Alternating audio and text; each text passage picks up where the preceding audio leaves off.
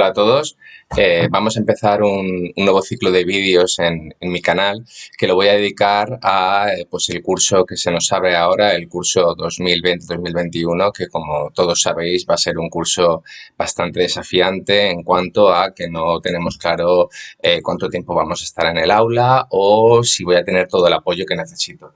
Así que dedicaré una gran cantidad de vídeos, a la semana subiré varios sobre todos los temas de las asignaturas de ciencias sociales, geografía e historia, historia del arte y geografía de primero, segundo, tercero y cuarto de la ESO y luego segundo de bachiller para las asignaturas de historia del arte y de geografía.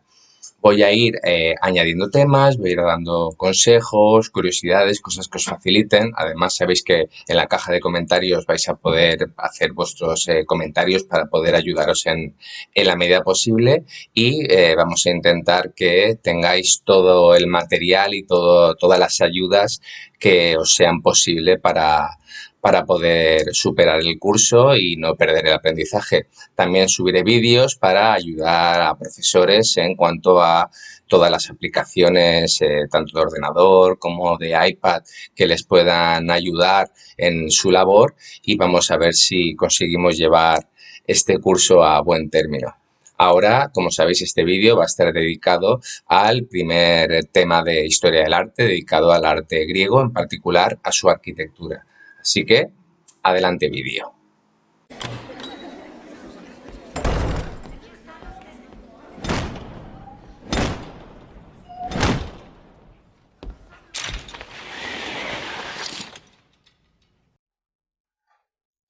Empezamos este ciclo con el arte griego. El arte griego es muy importante tenerlo muy claro y muy controlado porque lo que estáis viendo en esta asignatura es el arte occidental. Estáis viendo el arte que va a ser el hilo conductor de la cultura occidental hasta la actualidad. De cada estilo van a heredar ideas, van a heredar conceptos, técnicas, es decir, no van a quedar en el olvido los estilos artísticos. Y la antigua Grecia como tal es la cuna de la civilización occidental. Es decir, lo que vamos a heredar de los griegos va a ser filosofía, historia, la física, la literatura.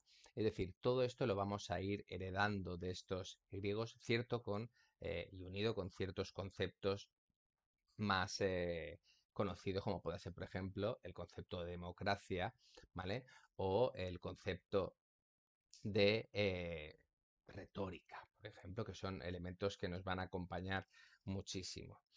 Tenemos que tener claro dentro de este arte griego, que es un arte que va a ser un elemento cohesionador. ¿Por qué? Porque Grecia como tal no podemos llamar a la Grecia antigua. ¿Por qué? Porque no existe esa nación. Está compuesta por una gran cantidad de ciudades-estado, independientes entre ellas y muy diferentes entre ellas. ¿Cuál es la principal diferencia? Pues que no todas comparten las mismas formas de gobierno. Unas son democráticas, unas son monarquías, unas son dictaduras, unas son diarquías que tienen dos reyes, es decir, van a ser diferentes entre ellos. Y la economía también va a ser diferente, la concepción de lo que es la estructura social también va a ser diferente, pero van a tener una serie de elementos cohesionadores. El más conocido de todos ellos, pues evidentemente la religión. Pero bueno, lo importante es que de ellas vamos a heredar una serie de elementos, una serie de ideas, ¿vale? Pues personajes como estos dos que os he seleccionado, el de la izquierda sería Platón y el de la derecha sería Protágoras, que van a ser dos de esas personas muy importantes, por cierto, enfrentadas entre ellas, que de la que van a heredar una serie de conceptos que vamos a heredar incluso en la actualidad nosotros mismos y que van a ser fundamentos para este arte. Platón, ¿vale? Va a ser el creador de la teoría de las ideas, es decir, su concepción es que el mundo es una copia de un mundo inteligible con ideas supremas y bellas. De ahí va a radicar la idea de belleza para los griegos, es decir, de formas puras, armónicas, estables, matemáticas. Todo esto va a llevar de esa teoría. Incluso podríamos considerar que la religión católica es heredera de esta idea, de este mundo de las ideas, es un mundo del más allá con una idea suprema que gobierna a las demás. Esto un poquito en esa idea de religión.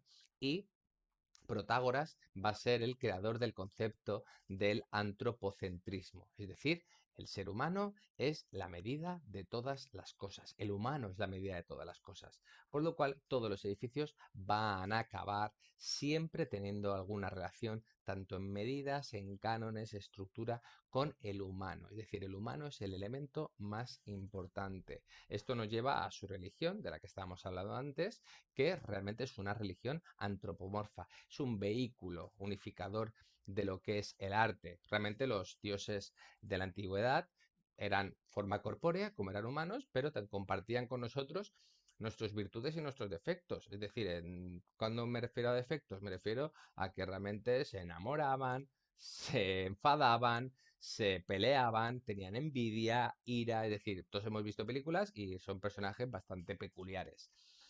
¿Cuál es la diferencia entre un dios y un humano para la antigüedad? Pues que el dios es inmortal y tiene superpoderes, pero en su concepción y actitud realmente es muy parecida a la de los seres humanos. Este va a ser el vehículo cohesionador, es el que va a llevarnos a lo que será el edificio por excelencia, que es el edificio, que es el templo, y a través de estas ideas nos va a llevar a lo que serán tanto la arquitectura como la escultura.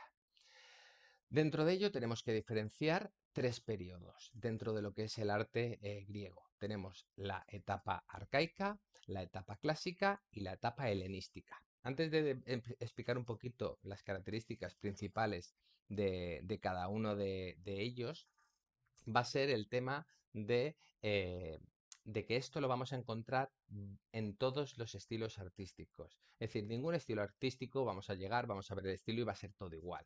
Va a haber una evolución dentro de cada uno de los estilos, desde desde una etapa primaria o arcaica, que podemos decirlo, donde realmente van a coger el estilo anterior y van a aplicar ciertas formas, ciertas ideas novedosas que lo van a ir cambiando poco a poco, hasta que lleguemos a un estilo donde todo lo que son las características van a ser plenas de ese estilo. Esa sería la etapa clásica de un estilo artístico. Y luego una fase final donde realmente van a romper un poquito las normas de esa etapa clásica, de ese estilo artístico, y van a llevarlas más allá para poco a poco llevarnos al estilo siguiente. Les podemos cambiar el nombre, a la helenística la podemos llamar barroca o la podemos llamar manierista, pero básicamente la idea es la misma. Una fase plena, donde las características son las del estilo, que sería la clásica, precedida de una arcaica, donde realmente podemos ver características del estilo anterior, y una helenística, una posterior, que lo que va a hacer es romper con las normas establecidas o intentar, podríamos decirlo a grosso modo, llegar más allá de lo que se ha establecido en la fase clásica. La arcaica griega iría de los siglos VII y VI antes de Cristo, donde lo que vamos a encontrar van a ser edificios con características ya de estilo, pero bastante toscos. Los primeros incluso van a ser edificios de madera, que evidentemente no se han conservado, y van a ser edificios donde principalmente veremos el orden dórico, luego explicaremos los órdenes, y donde las proporciones aún no están definidas.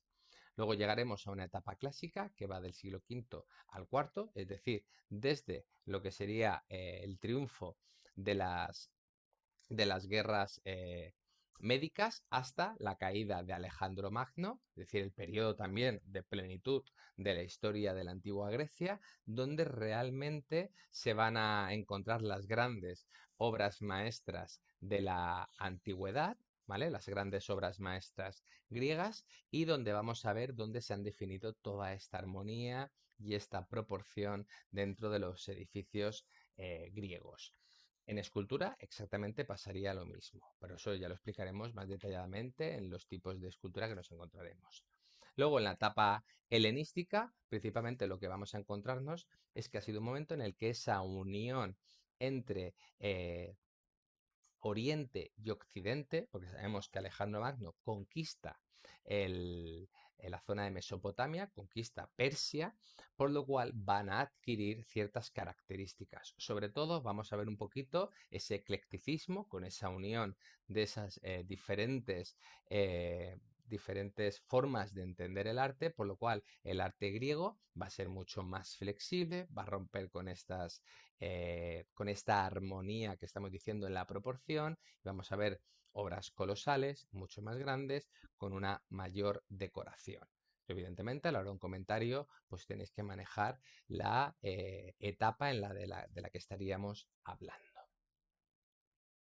Los templos son los edificios básicos de la arquitectura griega. Hemos hablado de la importancia de la religión y cómo es un vehículo cohesionador de las diferentes polis en Grecia, por lo cual es el edificio por excelencia. Por lo cual tenemos que ver muy bien lo que son las características de los templos. Luego vamos a ver en particular ejemplos sobresalientes de la arquitectura templaria griega, pero antes de ello vamos a empezar un poquito a ver todas esas características que lo van a llevar a cabo. En principio, esto sería una recreación de un templo, por lo cual vamos a ir viendo ciertas características que tenemos que tener claro. En principio, y lo principal de todo, es que tenemos que romper con la idea de que eran unos edificios blancos, como si les hubieran echado lejía, como si no hubiera un mañana. ¿Por qué? Porque eran edificios policromados, son edificios muy pintados, es decir, y con muchos colores, es decir, no lo pintaban todo un color como quien pinta la habitación de una casa, es decir, había una mezcla de azul, rojo, amarillo, verde, muchísimos colores. Realmente llegaba, a mi modo de ver, era una horterada multicolor bastante grande. Pero que realmente lo que nos va a llevar es a un edificio donde van a potenciar la parte exterior. Otro de los elementos importantes es que como edificio religioso no funcionaba para realizar ningún tipo de rito en el interior. Es decir, no es como en la actualidad que una persona coge y para entrar, por ejemplo, a una celebración de la religión cristiana, entra dentro de la iglesia. Aquí las celebraciones se realizaban en el exterior, es decir, en la parte delantera. Aunque estén potenciadas todas las fachadas del edificio, se realizaba en la parte delantera.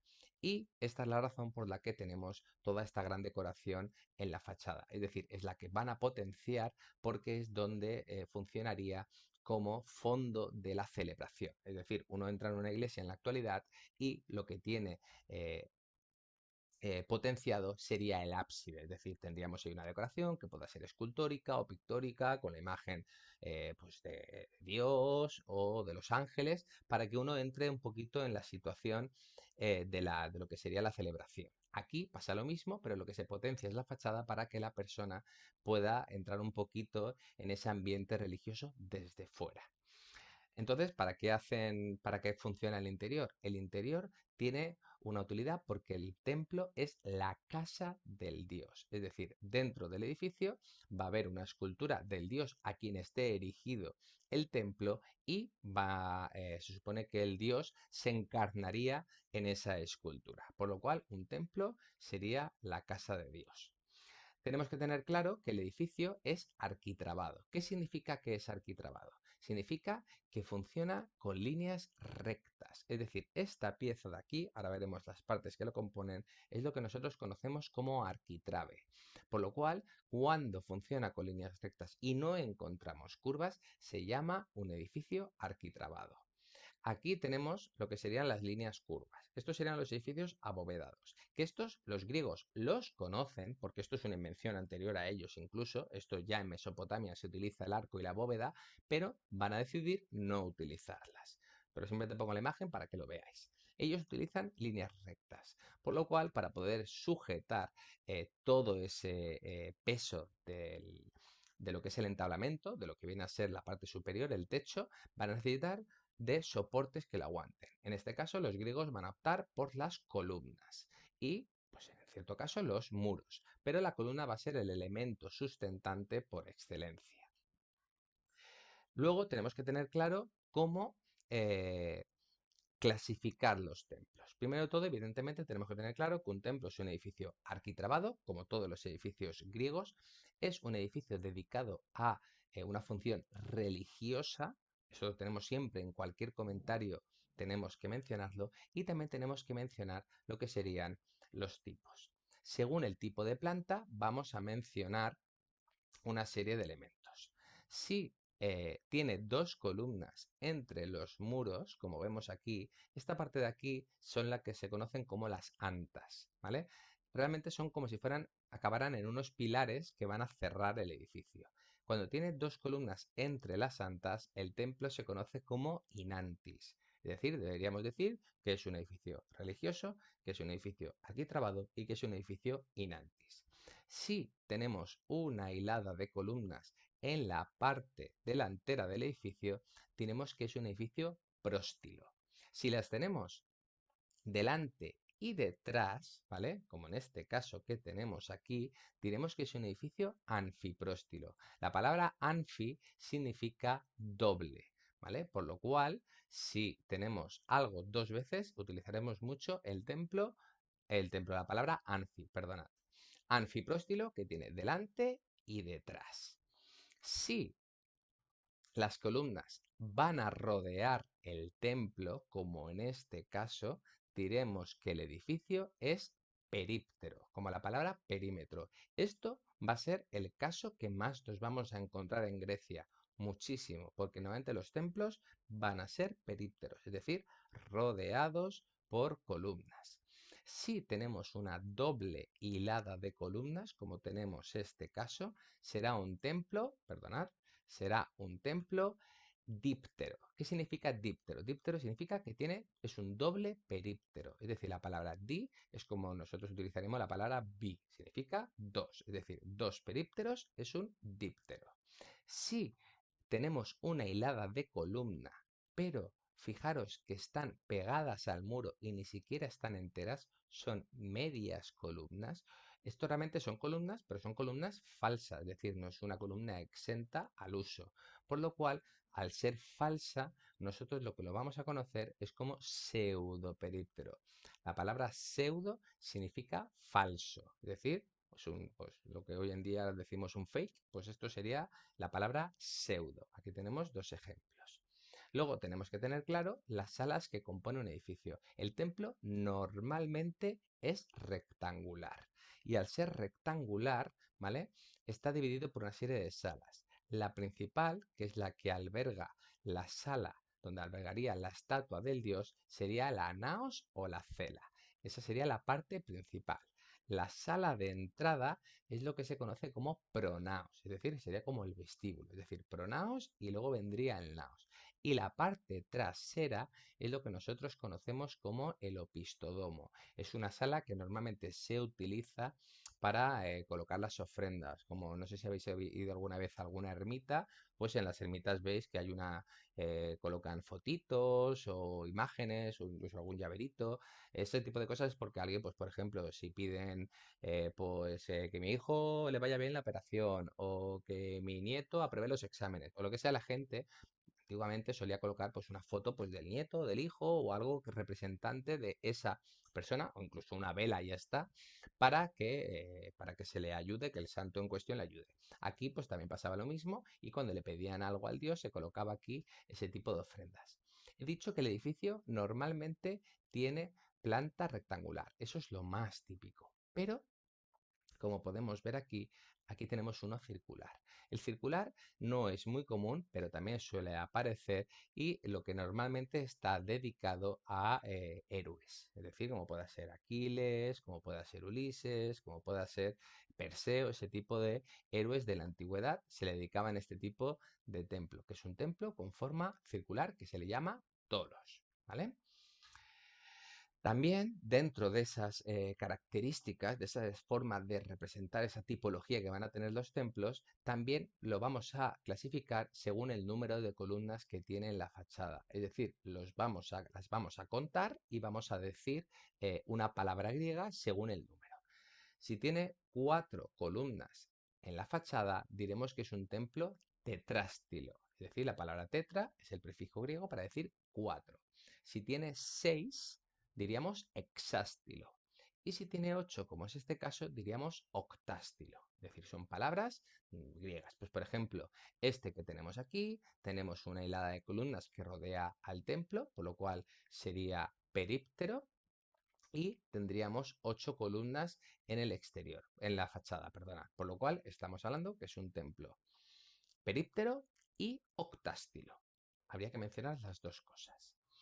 Esta en particular, esto es una recreación de un edificio micénico, ya no se conserva, pero es un poquito para que veáis de dónde viene este edificio, el templo. El templo, como hemos dicho que es la casa de Dios, viene de lo que sería la casa típica micénica. Esta casa se llama Megaron, ¿vale? El Megaron es la casa que utilizaban la casa de los micénicos y de ahí va a provenir, ¿vale? Porque eso es un comentario siempre va a vestir muy bien que podéis mencionar de dónde provienen las cosas. Enlazar siempre con el pasado y con el futuro de un edificio artístico va a ser siempre algo que va a vestir muy bien vuestro comentario. Por lo cual, el origen del templo sería este Megaron. Los templos no se colocaban normalmente en cualquier parte, sino que solían elegir la parte elevada de la ciudad. La parte elevada de la ciudad es lo que se conoce como acrópolis, es decir, la parte alta de la polis. Esta imagen que tenéis aquí, lo que estáis viendo es la Acrópolis de Atenas, donde van a albergar los principales templos griegos o los principales edificios griegos. Pues desde los Propileos, ¿vale? El templo de Atenea, Erecteion, Partenón, es decir, los vamos a encontrar en esta parte delantera, en esta parte superior. Luego, otro de los elementos súper importantes, esto pues cuando veáis la parte teórica, veréis que uno de los elementos más mencionables dentro de esas características es lo que se conoce como los órdenes, ¿vale?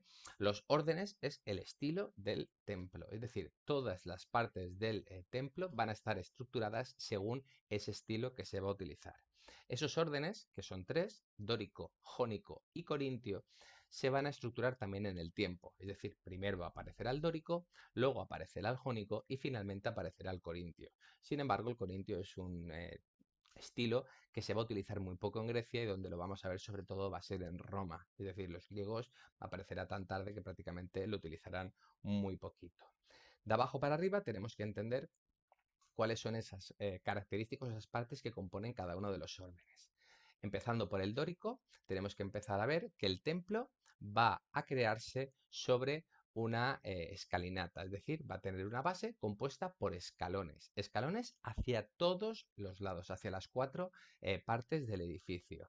Esos escalones juntos es lo que nosotros conocemos como crepidoma. Ese crepidoma, en la parte superior, el escalón superior se llama estilóbato y los escalones inferiores se van a llamar esteróbato. Sobre el edificio aparecerá el elemento sustentante por excelencia. Siempre a la hora de comentar un edificio diferenciaremos entre los elementos sustentantes y los elementos sustentados. Los elementos sustentantes pues son los que sujetan el techo y los sustentados pues viene a ser el techo. ¿Qué tenemos como sustentante? Tenemos lo que sería la columna. La columna es esta estructura alargada, circular, exenta, que soporta el peso del techo. La dórica es una columna que arranca directamente desde el crepidoma, desde el estilóbato y no tiene ningún tipo de base, es decir, arranca como si fuera un árbol, es decir, simboliza lo que sería el árbol primigenio. Y, entre otras características que va a tener, es que el fuste, ¿vale? Que es como se llama esta parte de la columna, ¿vale? El fuste va a ser estriado, es decir, va a acabar en arista viva, es decir, acabará en punta. Esto es diferente porque los otros ya no lo van a hacer. Y en la parte superior, cuando acaba el fuste, vamos a tener una moldura, ¿vale? Llamada collarino, pues como si fuera un pequeño collar, ¿vale? Una moldura bastante fina.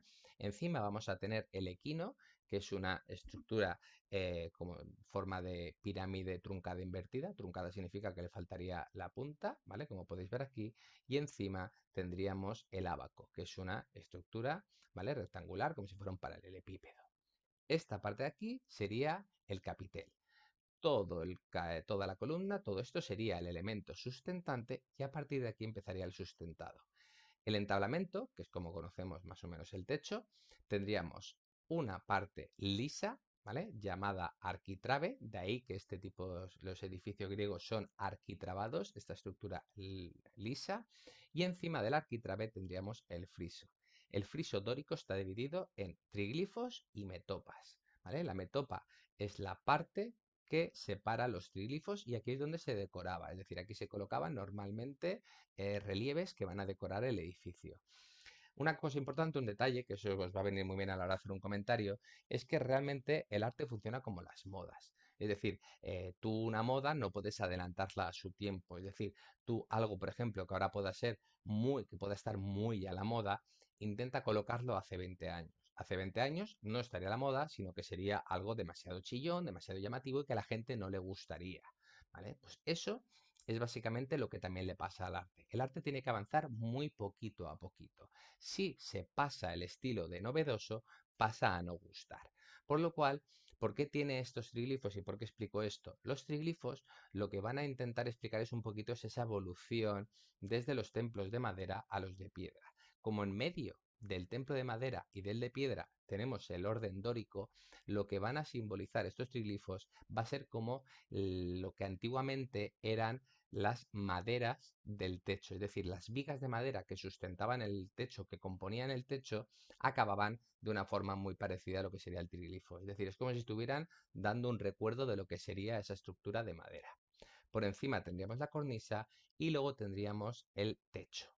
El techo, la cubierta, esta en particular, la de los templos, se llama cubierta a dos aguas. Tiro para atrás y lo veis, ¿vale? A dos aguas significa que tiene esta estructura, a un lado y al otro. Es decir, a dos aguas, porque si llueve caería hacia los dos lados. También se le puede llamar a doble vertiente. Este techo, ¿vale? A doble vertiente tendríamos una estructura triangular que quedaría entre el friso y entre la cubierta. Esta estructura triangular se llama frontón, que es donde se colocaban, ¿vale? Normalmente las decoraciones escultóricas de este edificio, ¿vale? Que es lo que haría de fondo, que luego en la parte de escultura lo veremos.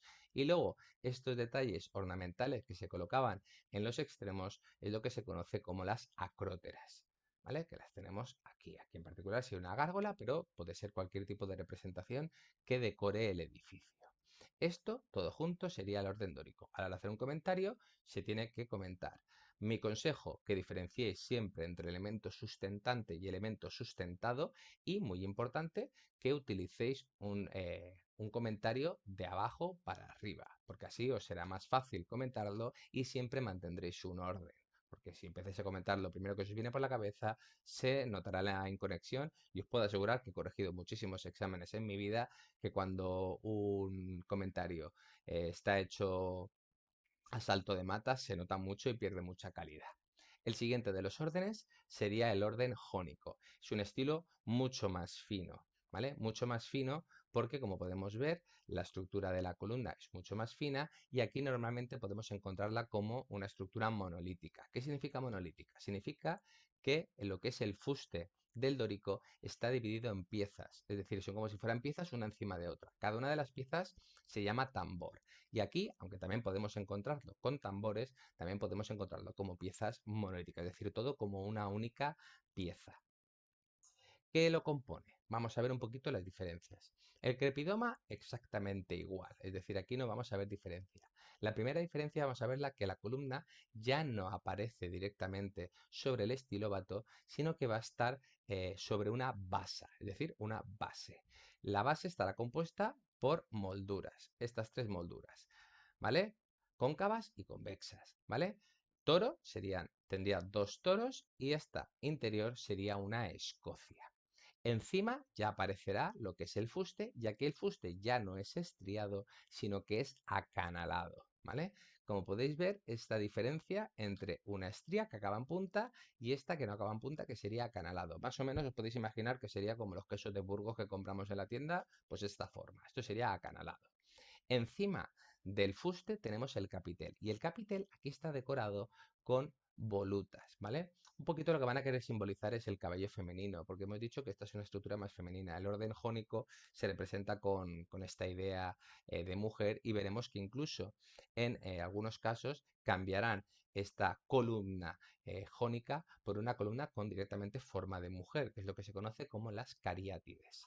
Encima de estos elementos sustentantes encontraríamos los sustentados.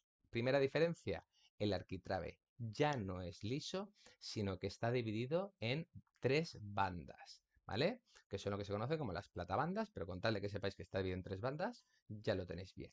Encima tenemos el friso. Aquí el friso, como ya hemos avanzado en esta moda que he dicho antes, ya no es necesario el triglifo, por lo cual el friso es corrido, es decir, es liso en su extensión.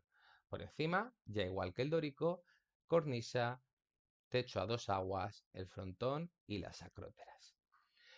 El corintio, que es el último, que os he dicho que es el que ya normalmente no se va a utilizar, ¿vale? Básicamente es como el jónico, fijaros que las diferencias prácticamente son inexistentes y la diferencia es la decoración del capitel, ¿vale? El capitel aquí lo que va a tener es lo que se conoce como hojas de acanto, es decir, no van a ser volutas, sino que una hoja de acanto, que pues si habéis visto un acanto, pues llega incluso a parecer un poquito, es una planta que llega a parecer un poquito lechuga, ¿vale? Es decir, son unas hojas verdes que más o menos tienen esta forma.